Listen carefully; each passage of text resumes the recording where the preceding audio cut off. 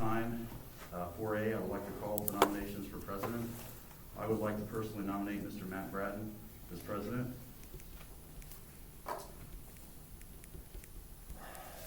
Any other nominations?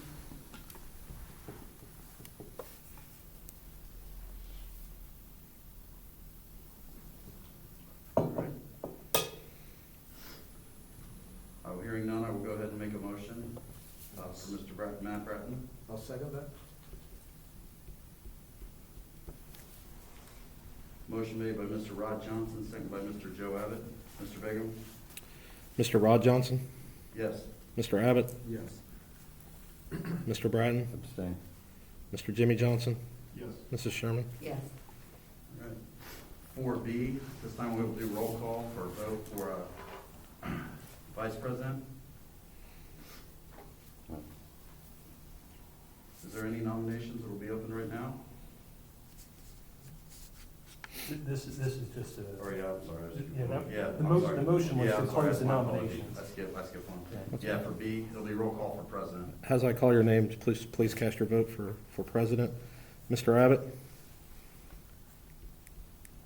Mr. Bratton. Yeah, Yeah, just Brian. sorry. Mr. Jimmy Johnson, Matt Bratton. Mr. Rod Johnson, Mr. Bratton. Mrs. Sherman, Mr. Bratton. and Mr. Bratton abstained. All right, my apologies. 4C, now we will duly call for nominations for vice You president. want me to do it? At this Me point. Oh, yeah, I'm sorry, at this No, point, you're I'm fine. not sure, so my apologies. Appreciate it. Thank you. Pass the torch. Pass the torch. Thank you, Mr. Johnson. Rod Johnson. Gosh, that's gonna be. You're welcome. I guess we're on 4C, call for nomination for vice president. I will nominate Mr. Jimmy Johnson.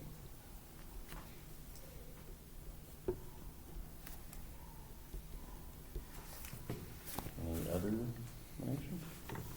Hearing none, I'll make the motion to close. Can I get a second, please? Second. Motion made by Mr. Bratton, seconded by Mr. Abbott. Roll call, please. Mr. Bratton, Yes. Mr. Abbott, Yes. Mr. Jimmy Johnson, Mr. Rod Johnson, Yes. and Mrs. Sherman. Yes. And for D, I'll Okay. do roll call for vice president. Roll call is beginning with Mr. Abbott, Mr. Jimmy Johnson? Mr. Bratton, Mr. Jimmy Johnson. Mr. Jimmy Johnson abstained, Mr. Rod Johnson, Mr. Jimmy Johnson. and Mrs. Sherman. Mr. Johnson. Thank you. Number 5, establishment of regular board meetings held at 6 PM. Did anybody have any call-outs on that or any vacations? You guys look at those locations carefully. So in the spring, we always try to, in the past, we've always held a meeting over in Lithopolis at the intermediate school. And then in September, we typically have held a meeting over there. I'm not sure if you guys want to discuss quickly, maybe, I would feel comfortable even in August, I think, holding a board meeting at our new elementary school. I think it might be better to let things get settled. But I wanted to know, you can see on the schedule for September, we have the elementary school. And I don't know if that'll be, I think maybe we should strike through the cafeteria and just leave it the elementary school. But it could be in the media center, it could be, you know, a lot of locations out there. But did you want to add any board meetings, not add any board meetings, but replace the middle school locations with the elementary school? Or what would be the preschool and learning center, you know? Could we do it, I mean, from that point on through the end of the year, just maybe more people want to come to some of the board meetings? Yeah, and I think there will be some loose ends. I mean, there's always loose ends. I mean, the building will be done, but there's always things that you guys may want to see that are brought to your attention, or things that we are continuing to finish up. You know, I didn't know if you guys wanted to change October, November, and December to the elementary school. I love it. Yeah, I like it. Absolutely. I agree. If something happens, at the last minute, we can change it, Yeah. But we in school, I mean, right. so everybody- That's it. September through?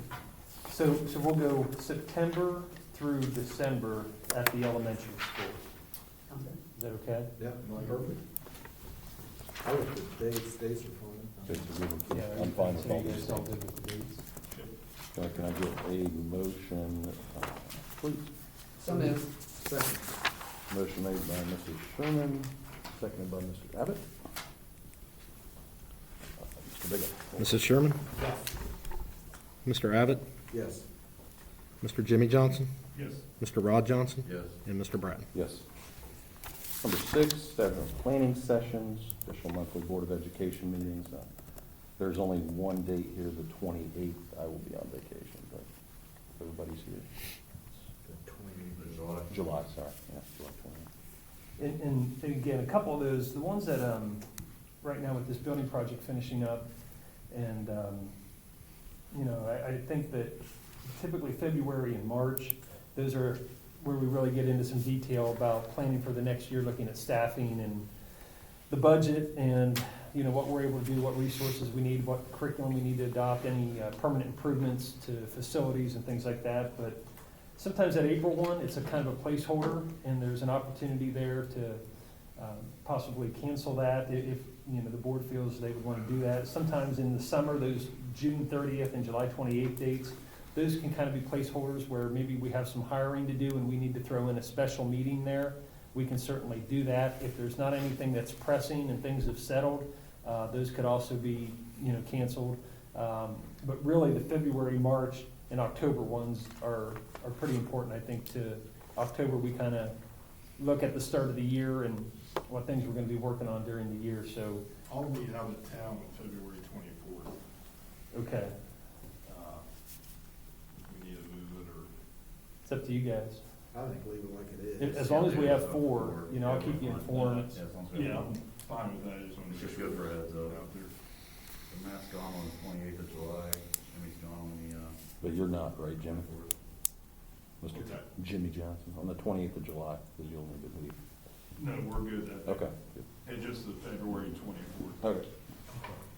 And then do we want to move the October one as well to the elementary? Just so we keep it Yeah, consistent. it's up to you guys. I'm Sounds fine, good to I me. like, yeah, I like that idea. Okay. Okay. Anything else? I will make this motion to establish planning session. Can I get a second? Second. Cool, I'll go with Mrs. Sherman. Motion made by Mr. Bratton, seconded by Mrs. Sherman. Roll call, please. Mr. Bratton? Yes. Mrs. Sherman? Yes. Mr. Abbott? Yes. Mr. Jimmy Johnson? Yes. Mr. Rod Johnson? Yes. Number 7, request a representative for each of the following categories be available for a presentation at the following regular board meetings.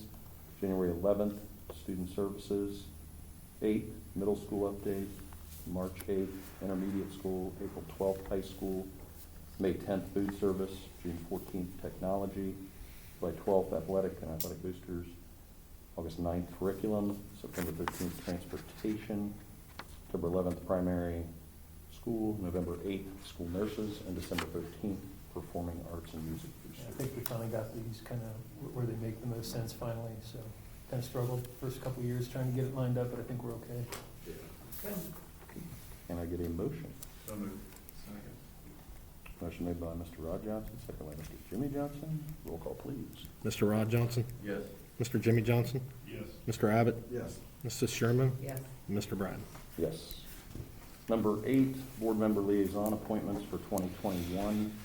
I thought Mr. Hall and I were talking the other day. I'm comfortable keeping them all the same, Yeah.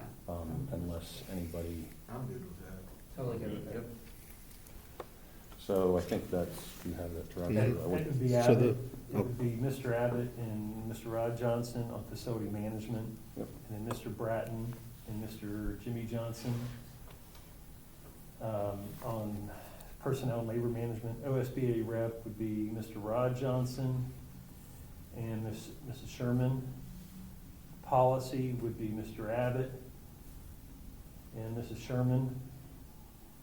Safety, health, and wellness would be Mr. Jimmy Johnson and Mr. Abbott.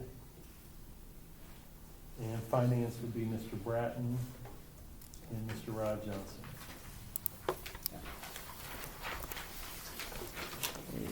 Can I get a Motion? motion made by Mr. Abbott?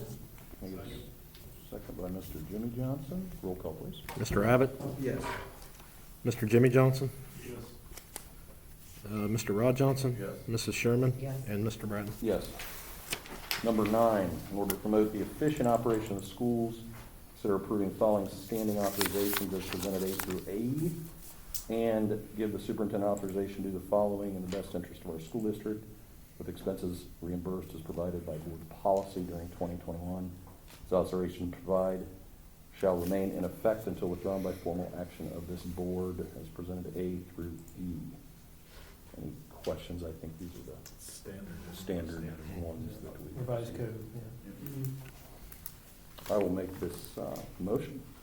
Second. Motion made by Mr. Bratton, seconded by Mrs. Sherman. Roll call, please. Mr. Bratton? Yes. Mrs. Sherman? Yes. Mr. Abbott? Yes. Mr. Jimmy Johnson? Yes. Mr. Rod Johnson? Yes. And number 10, approve the following as legal counsel for 2021 in addition to the county prosecuting attorney and pay for legal services from district funds, Bricker and Eckler, Scott Scriven, and Dinsmore and Stoll. Any questions, comments? Can I get a motion, please? So moved. Second. Motion made by Mr. Rod Johnson, second by Mr. Abbott. Roll call, please. Mr. Rod Johnson? Yes. Mr. Abbott? Yes. Mr. Jimmy Johnson? Yes. Mrs. Sherman? Yes. Mr. Bratton? Yes. And this concludes the organizational meeting. Move right into regular board meeting with the number 1, the approval of the agenda. And I don't believe there's any updates. No changes. No changes. Can I get a motion for approval of the agenda, please? So So moved. moved. Second. A motion made by Mr. Rod Johnson, seconded by Mrs. Sherman. Roll call, please. Mr. Rod Johnson? Yes. Mrs. Sherman? Yes. Mr. Abbott? Yes. Mr. Jimmy Johnson? Yes. And Mr. Bratton? Yes. Number 2, approve the minutes from the December 14th, 2020 meeting. I looked them over, I didn't see anything. I haven't seen any errors or omissions. Motion made by Mr. Abbott. Can I get a second, please? Second. Second by Mr. Jimmy Johnson. Roll call, please. Mr. Abbott? Yes.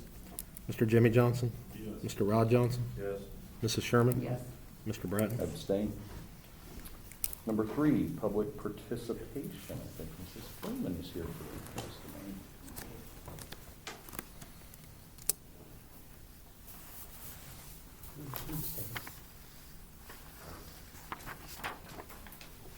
Thanks. Thank you.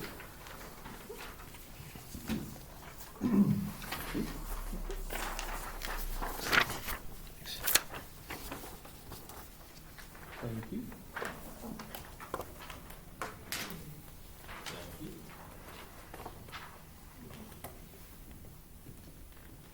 So tonight I'd like to go over 3 things.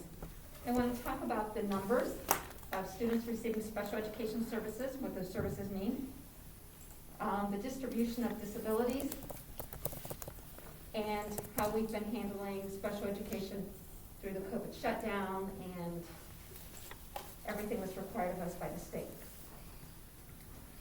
So I gave you a chart that indicates the number of students on IEPs in each of our buildings. That's the first column.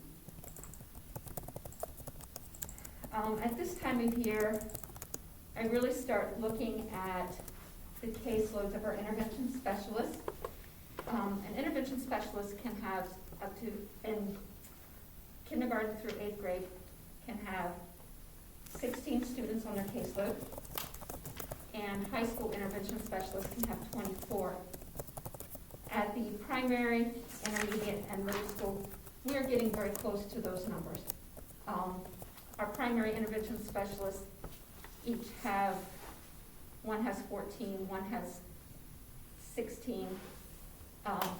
The number is 54 because we have some students who are only receiving special services like speech, language, OT, those types of things. Intermediate building, we're at 14 and 15 for each intervention specialist. The middle school, there's quite a variety there. When we look at grade levels, we had 18 students in the 8th grade. So a couple of the students that were on behavior IEPs, we transferred them over to another intervention specialist or a student that might have only been receiving a special reading service, I kept that student with the intervention specialist providing that reading service. At the beginning of the school year, we had 18 move-in students with IEPs, and we had 14 students transfer from preschool to kindergarten. This year we have, between 13 and 14, we have a couple of students that might go the scholarship route that are in preschool. But it looks like this year looks a little different than last year because it looks like a lot of the students coming from preschool are on speech IEPs. So the numbers for our intervention specialists at the primary building may change. The second column represents all the students that Bloom Carroll is responsible for who are receiving outside services. We have John Peterson and Autism Scholarship. We have 16 students receiving those scholarships. Our district is still responsible for participating in writing those IEPs, so it ends up being a collaboration with me and the service provider, and if those students have related services, I reach out to our related service personnel to help write that IEP. Generally, if I have to write a high school IEP, I'll write it and have a high school intervention specialist look over it to make sure that it fits in with what we would be doing here at Bloom Carroll. Because the scholarship IEPs have to mirror the services the student would be receiving if they were born here. Mrs. Green, can I ask? Sure. I can wait until the end, or? No, you just can a ask now. Quick question, and you may not be able to answer it just because, so the primary school, there's 54 on an IEP, and then Mhm. it drops in the intermediate to 31, then it goes back up in the middle school. Is there, I mean, why is that, or? Well, keep in mind that Only 2 grades at the. there's only 2 grades at the Okay. intermediate So school. there's 3, 2, and 4. Yes, Okay, okay? that makes sense. And a lot of the primary are speech only, Mhm. being serviced by speech pathologists, where the other students may fit into one of the other categories in terms of intellectual disabilities or, another disability category. And then there are 2 intervention specialists serving those 3 grades, so. Okay. And it seems like students at the lower grade levels have a lot more related services than students at the high school services, or the students at the middle school and high school. Most of those students are academics. Okay. Okay? That was a good question, though.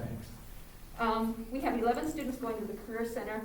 Even though they go to the Career Center, our district still plays a role in their IEPs. 19 taking classes through ESC classrooms.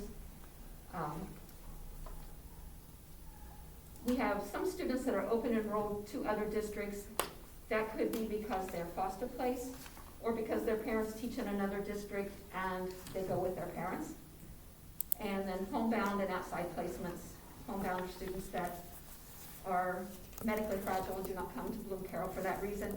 And then outside placement, that would be a student whose conditions or needs are so severe that it cannot be handled here at Bloom Carroll or through an ESC classroom. And then we have 3 students going to Forest Rose. Okay. We currently have 33 preschool students, and our department is responsible for 63 students on 504 plans. Does anyone have any questions about the numbers and how they're distributed? Mr. Abbott, just to give you an idea, in September, I asked Mrs. Freeman for these numbers a few months ago as well, and at the primary school in September, just straight IEPs, just take the speech services only out of it, there were 22 IEPs in September at the primary school. And there's two intervention specialists, so there's about 11 per caseload. And Okay, since then, the numbers have grown, there's 29 now. yeah. Okay. Okay. And the preschool students receiving services, those are 33 school students receiving special ed services? Yes. What's the total number of preschool? Of That what? is the total number. In previous years, before COVID, we had classrooms of 16. 8 were Mhm. IEP students and 8 were typical. But because of COVID, they've reduced the numbers. They are not servicing any typical students now. All of the students in the preschool are special education students at this time. Good to know, thank Mhm. you. That kind of makes sense to me too. Yeah, and it will be nice if the typical peers can get back, because the typical peers in a preschool setting play a large role. Sure. in the development. And there are some preschool students that their parents didn't feel comfortable sending them to that classroom setting, so they're getting itinerant services where we just kind of go out and provide the service. Mhm. Okay. Any other questions about numbers? This second chart, I made this into a pie graph so we could look at the whole department. As you can see, the majority of students identified with IEPs are students who have a specific learning disability. And then, as you can see, the categories are labeled here. The next category would be other health impaired, and then speech and language. I have taken 6 or 7 of the categories and combined them because they make up less than 1.1%. That would be our students that are deaf and blind, and this category is a student that is both deaf and blind. And then other health impaired major, then visual impairment, orthopedic impairment, traumatic brain injury, and then deafness. And all of those categories together only make up 1.1% of our students.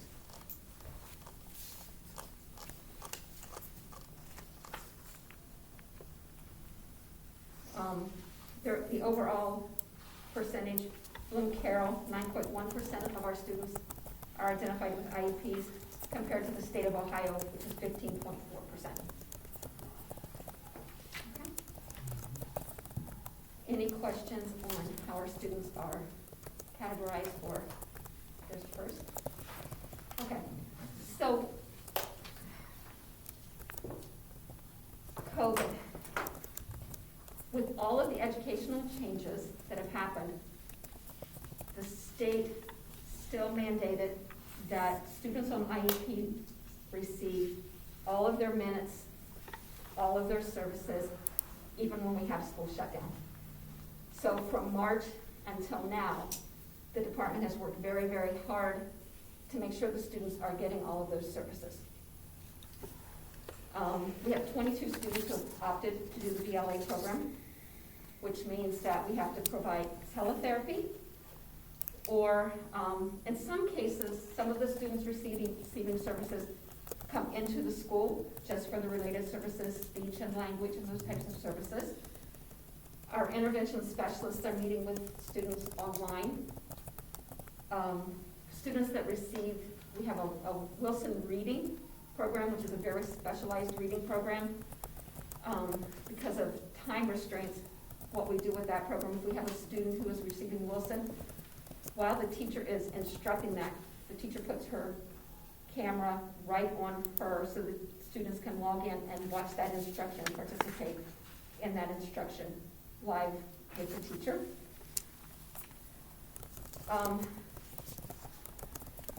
Keeping in mind that not only did we have to provide services, but there was no leniency at all on the timeline. So students' IEPs need to be reevaluated, or the student IEP needs to be rewritten once a year. Reevaluations happen once every 3 years, and those timelines still had to happen. Our staff worked very hard organizing between, and a lot of people don't realize this, between March when we shut down and May, our intervention specialists, our school psychologists, and the entire team, we had 168 IEP meetings, ETR meetings, and you have to think that's spring, so we have preschool transition meetings, and new IEPs and new ETRs for those students. And when a student goes to the Career Center, we have transition meetings. So 168 meetings in that 2-month period. And with that being said, the district stayed in 100% compliance. Awesome. That's great. So Congrats to your team, that's a huge undertaking. the teachers and everybody just bent over backwards to make that happen.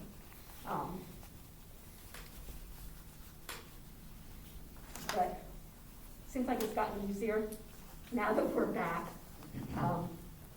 That extra hour that all of you planned has truly, or 45 minutes at the end of the day, has helped us provide that instruction to those 22 students. Right now, the high school, as you know, they're going remote, so our intervention specialists that are in inclusion classes are right there with the teachers. During tutoring periods, students log on. So it's been a true team effort, but everyone really has stepped forward. Has the remote been better or the hybrid, was it, for you, as far as the 2 days on, 2 days off?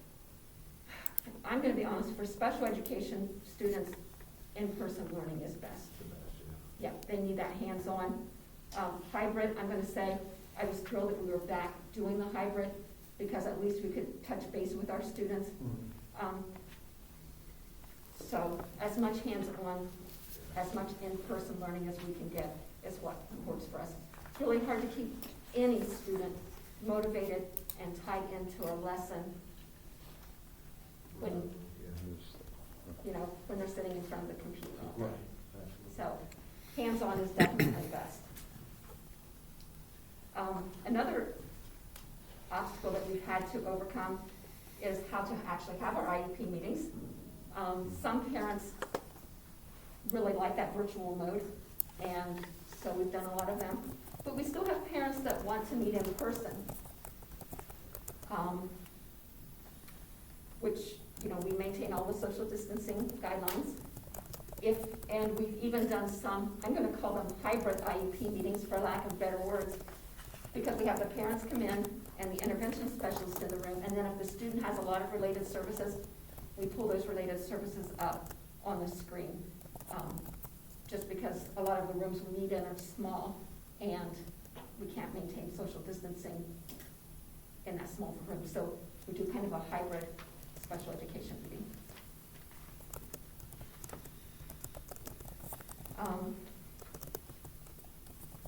So I know we've come across a lot of challenges. When I look at the special education department, and I think Sean will agree here totally, probably one of the biggest areas that I really want to look at and focus on is our students' math achievement and math proficiency. We've started making some changes at the high school already in the types of services that we're providing in the extra supports. We added an extra math skills class for our 9th grade algebra students. That's taught by the intervention specialist who's actually in the inclusion classroom. Our students are using a program called Success Maker. And then at the primary building, I worked really hard with Vicki Pease this year to not only have students initially at the primary building were mostly pulled out to receive their services. So now I have the students being pulled out, and I also have the teacher pushing into the classroom to provide supports within the classroom. So we're doing some things like that as we move forward. Does anyone have any questions about special education or what's going on with our program? I think you're on top of it and doing a great job. I'm gonna have to say I have a great staff. Our intervention specialists are amazing. And I echo that. I mean, as you guys know, the past 10 months have been just near impossible with, you know, all the different parts of education, all the moving pieces of it. And one thing that I've been able to do is really count on Mrs. Freeman. And I would say this whether she was here or not. I've been able to count on her. I trust her. She's knowledgeable. She understands the district and our services. She's been around here as a principal, as a teacher, as a building principal. And, you know, honestly, she keeps me informed, you know, but she does her job. And she does a great job working with the families, solving problems. And right now, I just feel that she's an asset to the district and to our special education families and students. So she's doing a good job. And thank you for taking that piece and allowing me to, you know, trust you with that and just keep me informed. And, you know, we get together, we talk about situations that pop up, but Yes. honestly, with the construction and COVID and dealing with the constant COVID problem after problem, you know, it's good to know that you're leading our special education department. Thank you. Thank you so much. Thank you, Mrs. Brown. Thanks. We'll move to number 4, treasurer's recommendations and reports. Mr. Bigger. Okay, item A is approve the preliminary tax budget for fiscal '22 and submit to the Fairfield County Auditor. As I've said the last several years, Fairfield County is one of the few counties that's not yet waived this requirement. The budget, tax budget, is actually for the succeeding fiscal year, which doesn't even commence until July of '21, being fiscal '22. So what I like to kind of present, instead of getting down into the numbers and kind of the details, I'd just like to present this as a baseline in terms of our timeline as we begin to plan for next year. We use these numbers, the fiscal '22 numbers, page 32 and 33 in your electronic packet lays this out. Kind of serves as a baseline for planning, again, as I'm looking at the timeline that I put into your packet. As we mentioned, we've got some planning sessions coming up in February and March where we will roll out the requests and the wish list from the various departments and the various buildings and kind of pare that down, prioritize that, look at our staffing, throughout the spring and try to project our enrollment for next year.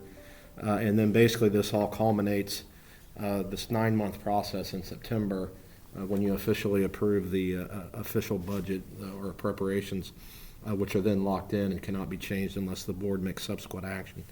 That's the timeline. Again, I think you're pretty familiar with that now, as everybody's been here at least a year, but I just kind of wanted to throw that back out there. And then I did include just some preliminary estimates. This is an exact duplication of the 5-year forecast, which again is why most counties have waived this, because it's really redundant. But lines 12 through 18 is kind of where we have established. If you look at the capital outlay, line 16, if we were to go over this or under this, at least you kind of know baseline-wise where it puts us with the bottom line as you look at line 20. But again, we're only halfway through this fiscal year. A lot can change. We've got to negotiate with our union. We don't have salaries established for next year. We don't know what insurance rates are going to do. So truly, this is just kind of a beginning look at it as we go through and meet the mandate from the county. Any questions as we look at this preliminarily and then as we look to plan over the next 7-8 months? No, sir. Can I get a motion to approve preliminary tax budget for 2022? Moved by Mr. Johnson, Rod Johnson. I'll second this one. Roll call, please. Mr. Rod Johnson? Yes. Mr. Bratton? Yes. Mr. Abbott? Yes. Mr. Jimmy Johnson? Yes. And Mrs. Sherman? Yes. Item B, approve the December financial statements. Total expense $10,410,102.89, including $8.737 million in SCIC expenditures. The executive summary that you have in your packet to begin the financials. Just a couple things real quickly. This was not anticipated. This kind of came out of nowhere, to be quite honest with you. All Ohio school districts received a substantial refund from the Bureau of Workers' Compensation in December. What page are you on? Are you on 36? Yes. Sorry about that. No, you're good. It was approximately 372% rebate on the 2019 premiums. You can see what that equates to for our district. The cynical side of me looks at that as, well, I don't know why they were charging that much to begin with, but if they can issue these types of refunds. But with that being said, that was not in our estimated revenues, as you can see on the line 2.060 on that green report, monthly spending plan. So that's truly additional revenue that we can use to cover up some projected operating deficits. And again, on the expenditure side, as has been the case the last couple of Decembers, we were able to have a premium holiday for the employees, so they did not have any health or dental premiums withheld from their paycheck, which is always a nice thing for those individuals this time of year on the insurance. Same with the board funds, being able to forego that month of premiums. You can see the current carryover, a little over $3.9 million, as we've reached the halfway point of fiscal 21. Any questions on the financial statements for December? Can I get a motion to approve the December financial statements? So moved. Second. Motion made by Mr. Abbott, second by Mr. Jimmy Johnson. Roll call, please. Mr. Abbott? Yes. Mr. Jimmy Johnson? Yes. Mr. Rod Johnson? Yes.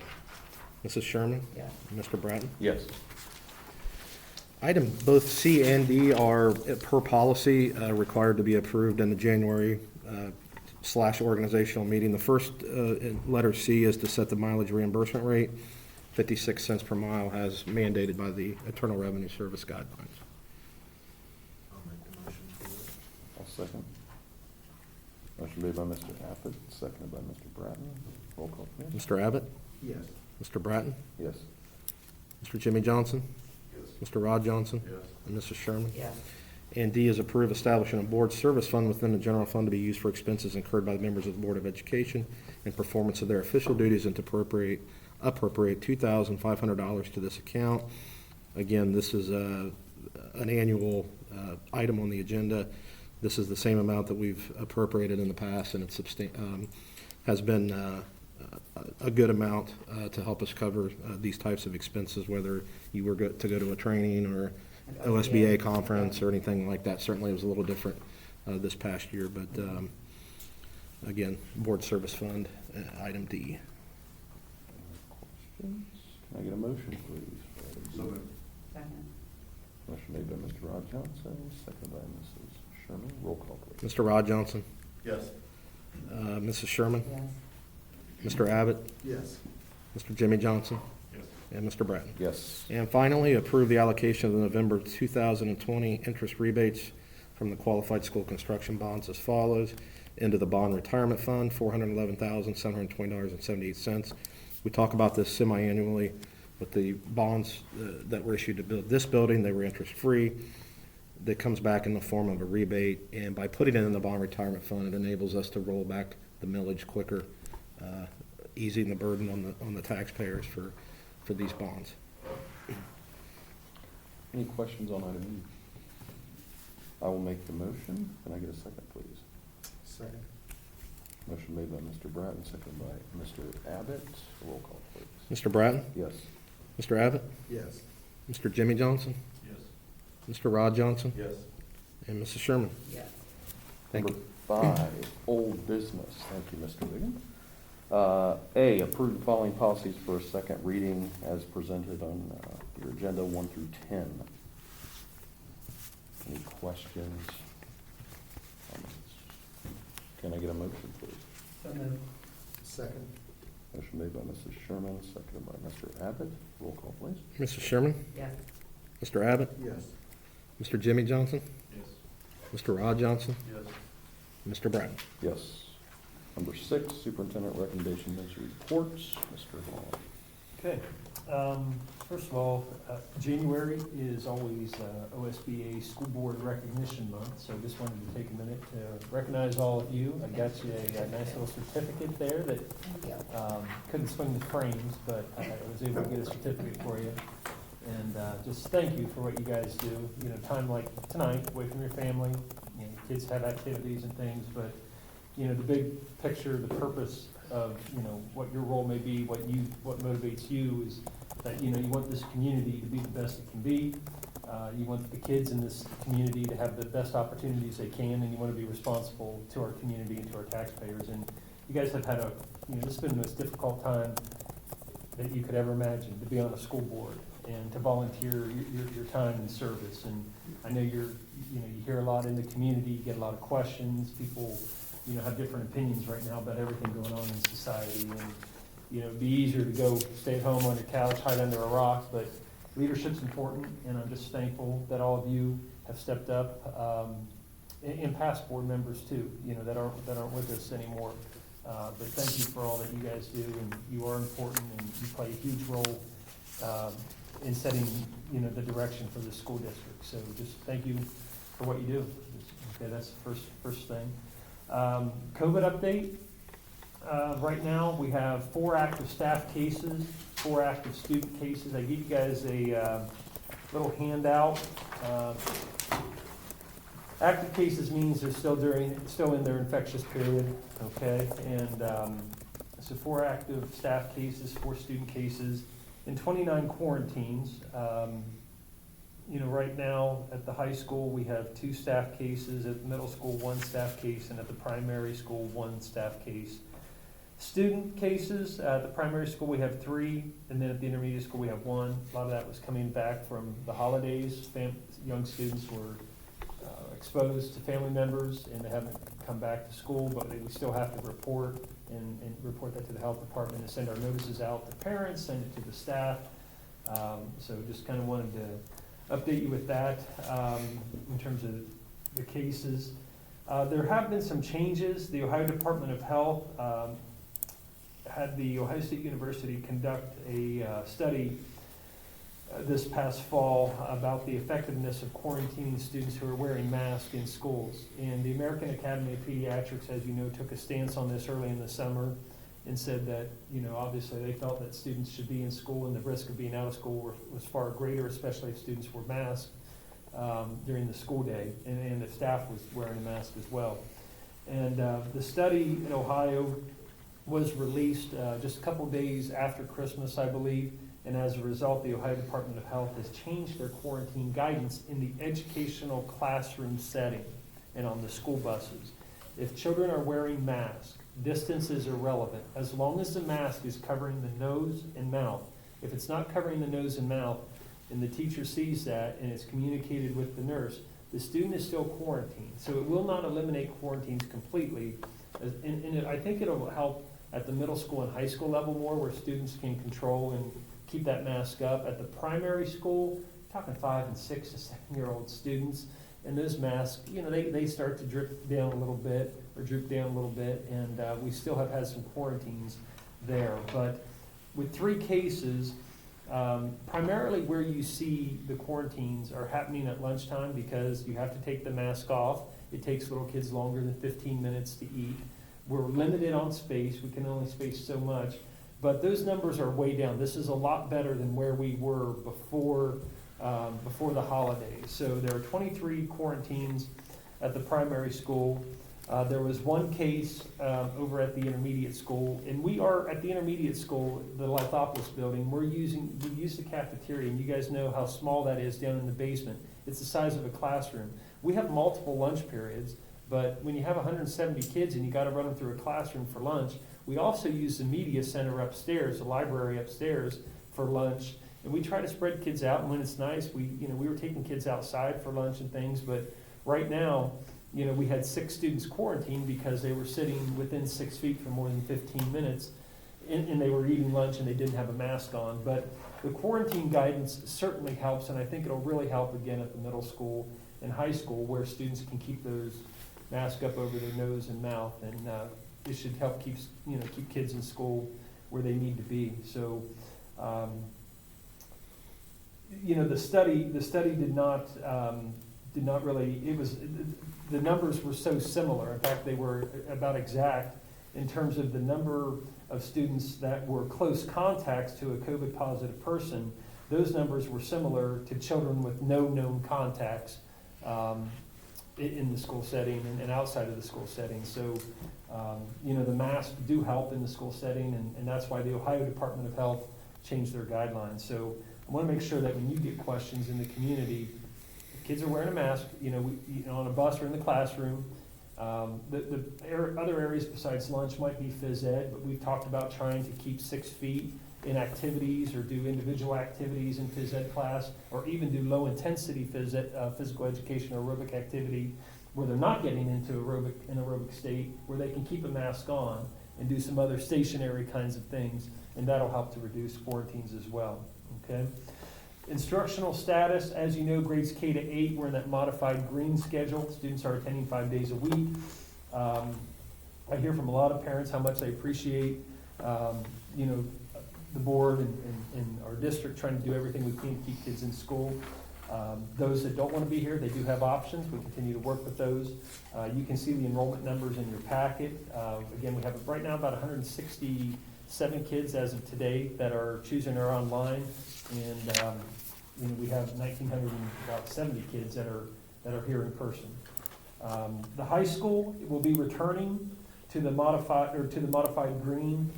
They've got 3 more days of school this week. We have a teacher work day on Friday, then Martin Luther King Day on Monday, and then the high school students come back on Tuesday for the 2nd semester, and we're hoping we can keep them in school as long as they're wearing those masks appropriately. So, vaccinations, a little bit of information. We meet with the health department weekly. They're in a tough situation. They feel that Governor DeWine's goal is going to be very difficult, and to get, when I say that, I mean that he wants, kids back for in-person learning by March 1st. Some of these districts, kids have not been in school since last March. So his goal is to get these schools open, but he elevated where educators are in the vaccine distribution plan. Educators currently fall into the first phase, but the first phase has been broken up into two phases, Phase 1A and Phase 1B. Phase 1A, obviously, you can see on the screen here, but Phase 1A involves healthcare workers, residents of nursing homes, living facilities, hospitals, people with comorbidities, developmental disabilities, group homes, residential facilities, and that is currently underway. And then Phase 1B will begin, it actually begins the week of January 19th. Vaccine supply is very limited. Our health department claims that they're getting about 200 doses per week. Just to give you an idea, if you look at this timeline for Ohio up here, the week of February 1st, Ohioans age 70 and over and employees of K-12 schools that wish to return or return to in-person or go to a hybrid model, those schools will receive priority in vaccinations. But the problem is the federal government distributes the vaccine. Fairfield County is getting very little right now. They expect that to pick up, but they believe the week of February 1st, we might only have a couple hundred doses. And they got to take 100, they're going to take about 100 of those for the people in age 70 and over. And then they're going to take 100 for all the school districts in the county. Now Pickerington doesn't count, they have to work with Franklin County. It's a long story why they have to do that, but they have to work with Franklin County. So that leaves Lancaster, Bloom, Carroll, Fairfield Union, Amandabur, Union, Walnut Township, Liberty Union, and we have about 2,000 employees. And if we only have 100 vaccines, and that's the first dose, they're explaining, the way they're explaining it is that they're probably going to do a ratio based upon the number of employees that you have. I expect maybe that first week that 6 to 7, maybe 8 of our employees might be given the opportunity to receive the vaccine. The Emergency Management Agency and the Fairfield Department of Health are developing a vaccine sign-up form strictly for educators. There is a vaccine sign-up form on the Fairfield County Department of Health website. That is for residents of Fairfield County that fall into the Phase 1A. Phase 1B, the educators will receive a separate link here in a few days. I'm supposed to receive this, and I will be sending that on to the staff. We do not run the vaccine program. If you get questions, the health department, emergency management is running that. But that link will go out. People can sign up. So when the health department feels that they have enough vaccine, they will call those individuals. They'll send them a link to schedule an appointment. They'll then have to drive at some scheduled time to the Fairfield County Fairgrounds, fill out a form in their car, roll up their sleeve, get a shot, and drive on. It's certainly not the most convenient thing. I was hoping this could be done differently. It's frustrating to hear what the health department had to say. I think they're frustrated too with the slow rollout of the vaccine. So I have communicated what I know to this point with the staff today. I got this information on Friday, and I let the staff know, because there was some confusion about this form online, if people should be filling that out, and I told them that there was a separate educator form that they will be filling out if they want to receive the vaccination. So I don't know, do you guys have any questions about any of that? You sent the email earlier that you sent. Yeah, I forwarded it on to you guys. So Do you have a sense of the staff as to how many will take it? I mean, for example, I saw an article the other day about nursing home staff, right? 60% have refused it, right? Yeah, Which is okay, that's their choice. I don't, and that's what this survey will do. Okay. They're all supposed to respond whether they want the vaccine or not. And then at that point, the health department will determine who gets it based upon responses to that. They will let me know who has received it, but in terms, honestly, it's good that I'm not being involved No, I agree. in making that determination. So they will send me the information and I'll send it on, and it's up to the staff at that point. Right. But I wish it was more convenient. I would have loved to shut my school down for a day or two and have our nurses vaccinated, have the nurses distribute vaccines to all of our staff members that wanted it, and then hopefully we can start moving forward. And they just don't have enough doses to really do that at this point. And, you know, so yes, there is optimism, quarantine changes, vaccine, but at this rate, if it doesn't pick up, it's gonna take a while. So, last couple things, I wanted to draw your attention to, the third grade reading guarantee. The first state test your child takes, if you have a third grader in Ohio, is the highest stakes test that exists. It's one test that determines whether you move on to fourth grade, if you're reading at the state-approved reading level. There was a consequence of possible retention, which was waived last year, and it's waived this year, unless the principal and teacher agree that there's other academic deficiencies, okay? So retention for this is not likely, especially under the pandemic circumstances, but you can look at the preliminary results. These are not final. These are preliminary results. Our district, the board approved the paper pencil assessment, and I'm a believer in that, especially in third grade, as the kids take other tests that aren't such high stakes, the convenience of online testing, and just the economics of it, it makes a whole lot of sense. But in third grade, when there's such a high stakes with this, typically, we have the option to do paper pencil. A lot of the districts don't do paper pencil, but we do that. Little kids are used to working with that and having something tangible to a test booklet to write in and to flip. And you can see the percent proficient or higher for our students is 44%. Now, if you add those last three, proficient, accelerated, and advanced, it's actually 45. I don't know why the state reports it all like this, but every category is like that. But technically, we have 45% proficient or higher. A couple things to point out. The percent limited, we had the lowest at 28%. That is the lowest score you can receive. You can see other schools in how they did. And then if you look at the percent that is actually accelerated, which is a very good performance level, we had the highest by 6% compared to everybody else in the county. There's still 2 school districts that are not reporting. So again, you know, the Liberty Union did very well in terms of the percent proficient or higher. And these numbers are preliminary, but you know, I just wanted you to have an idea that I think between paper pencil testing and the fact that our kids have actually been in school quite a bit compared to some other places, certainly helps. So, and then construction, I walked the building the other day. We haven't had a construction meeting in a few days, or a few weeks, I should say, due to the holidays. The brick exterior work continues. The back is about done. They're coming around to the 3rd, 4th, and 5th grade section, and we'll finish the brick work on the front. The awning entrances on the back where the kids come in to the gym and cafeteria area is going on. The front entrance in the administrative area has been closed in. They're finishing some metal roofing. The building's dried in, even though the middle section still needs to have the metal roofing. But there's no leaking or anything at this point. The classrooms look really good. They look like they're about done. You just got to put the ceiling tiles in. The grids are in, but they got to put the tiles in, and floor tiles, and then some of the other minor finish work. The middle part of the building, the administrative offices and the cafeteria and gym, which is the back area or part D, you know, that area will go quickly, but that's kind of where they're focusing right now. But the classroom areas look really good.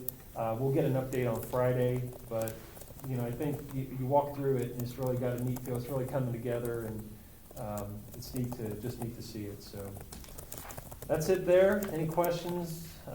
Hopefully you feel like you know what's going on in the district. Yeah, thanks for always giving us the update on all this. I know it's a lot of moving pieces for you, but appreciate it. Now, is it still 14 days with sports quarantine? Yes, good question. So if you know, kids are playing sports, obviously, or if the kid is exposed outside of school without a mask, it is expected that the family notify the school and that their child stay out of school for at least 10 days, 10 days from the date of last exposure, okay? You can shorten that if you test, but you have to test 5 days after the date of last exposure and produce a negative test, and if it's negative, then you have to wait until day 8 to return. So the problem is if you test positive, now you start a new 10 days. You see what I'm saying? So you got to think through that as a parent. But in terms of athletics, teams that are scrimmaging, playing, practice, if there was a positive student on the basketball team, and they obviously are not wearing masks, those students would be quarantined from school for at least 10 days from the date of exposure. The teams cannot play or practice for 14 days, okay, but they would have to stay out of school for 10, and then the team can start practicing 14 days after the date of last exposure. So yeah, good question. I'm sorry I didn't mention that. All right. 6B, nothing under 6B, students and programs, and then 6C, personnel and employment. Number 1, approve substitute teacher list number 6 for the January 2021, as submitted by the Fairfield County Educational Service Center. Number 2, approve the request for a salary column change for Mark Casperson from bachelor's degree with 150 semester hours to master's degree pursuant to receipt of official transcripts and effective January 12, 2021. Number 3, on the next page, approve the request for a salary column change for Zach Spriggs from bachelor's degree with 150 semester hours to a master's degree pursuant to receipt of official transcripts and effective January 12, 2021. Number 4, approve the request for a salary column change for Joe Carter from a master's degree to a master's degree plus 15 semester hours pursuant to receipt of official transcripts and effective January 12, 2021. Number 5, approve the following request for an unpaid leave doc day for the 2021 school year. That is 1 day for Christine Evans on February 1st, 2021. Number 6, approve the following request for FMLA leave of absence.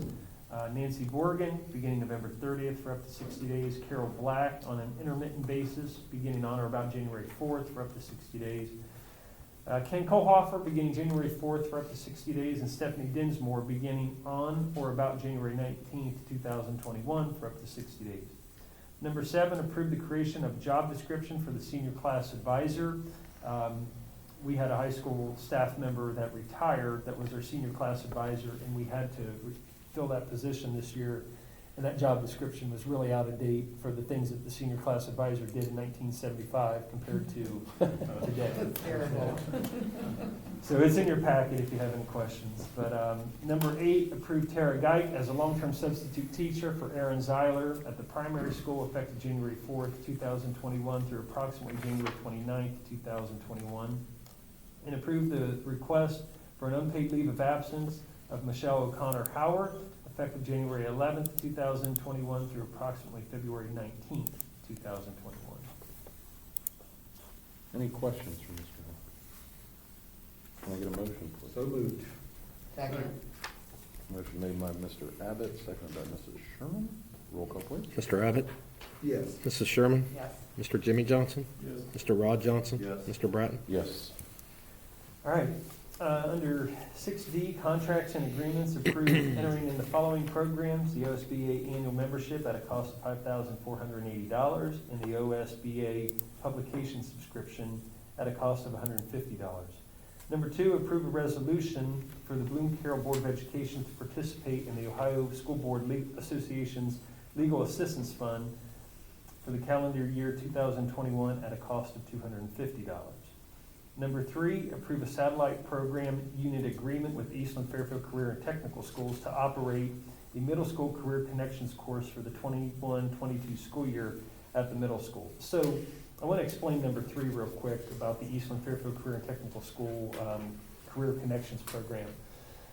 This is basically getting a staff member that can teach our students in the middle school at no cost to the district. And anytime we can add a class, an elective class for middle schoolers at no cost to the district, that's something that I'm very interested in. We started working with the Career Center last year on this, not 2020, but 1920 school year. And this is something that we're going to be able to actually put in place in August of 2021. We will have the teacher and Mr. Young and Mr. Matchett in the Career Center will work together to hire this individual. It'll actually be an Eastland Fairfield Career and Technical School employee. It's not our employee. We simply have to provide the classroom space.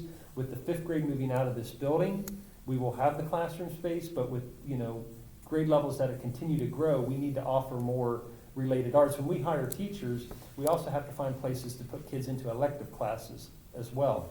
So this will allow that opportunity here in the middle school to run a career connections program. Sometimes we wait too late until students are sophomores, and then we make them make a decision if they want to go to the career center in the spring of their sophomore year. If we can develop more career technical programs and introduce them to what's happening at the career centers, maybe in 8th grade, for example, some of those students that have a hard time making a decision as a sophomore that regret that they didn't do that when they're a senior and they realize, my gosh, I'm graduating high school and that's all I have. If these kids can in 8th grade learn about those programs and spark an interest and then make a confident decision as a sophomore, I think that really benefits in terms of being career and college ready. And I'm excited about this. We still have to develop the details of the curriculum, but if you look at like Reynoldsburg and Gahanna, they have satellite programs. They have a performing arts or a theater program. The one at Gahanna, I think, is like an early education program for those that want to be teachers. And kids from the 16 affiliated schools in Franklin and Fairfield County that work with Eastland Fairfield Career and Technical Schools, those students have the option to apply to those programs. And right now we have about 90 students attending Eastland Fairfield Career and Technical Schools. That's up from about 70 traditionally. And that's because they've added some more programs at Eastland Fairfield. And it's giving more kids opportunities. But we're excited because all we have to do is provide the classroom space. We are responsible for finding substitutes, which they would be in our automated system. And, we would get this employee for a semester. We're sharing the position with Amanda Clear Creek. They will get them either first or second semester, and then we get them for a semester as well. And we're going to try to get as many 8th graders into this class as we possibly can with scheduling. It'll probably be a shortened class, we're thinking, maybe a 3-4 week class, maybe a 9 weeks class, and we want to run as many kids through this and get them those career tech experiences. So again, we get reimbursed. We have to provide a copier and paper and supplies, but Travis will work with the Career Center and bill them, and then we get reimbursed, the Career Center, and then we get reimbursed for copying expenses, for substitute expenses, but that does come out of our general fund, but he'll get a check back to put into the general fund. So to me, this is it's a no-brainer. Awesome. And I just wanted to explain that background when you see this. So. I was going to ask if that's the same thing Gahanna's doing. Yep. because I know it's- Yeah, they've been doing it for years up there, so. Any other questions? Can I get a motion, please? Second.